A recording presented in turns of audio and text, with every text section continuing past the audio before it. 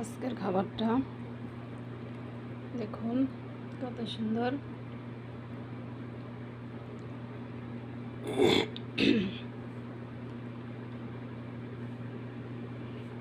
বিসমিল্লাহ।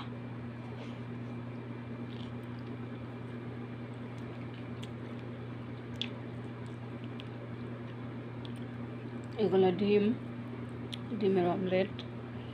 এখানে আমি সব মশলা দিয়েছি, পেঁয়াজ, টমেটো সবগুলো একবারে মিক্স করে তারপরে তেল দিয়ে ভাজি করছি।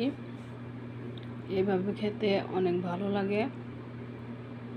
ডিম সরাসরি ওইভাবে ভাজলে খেতে অতটা ভালো লাগে না। ভাত দিয়ে খেতে হলে এইভাবে ভাজি করে খাবেন, দেখবেন অনেক ভালো লাগবে খাইতে।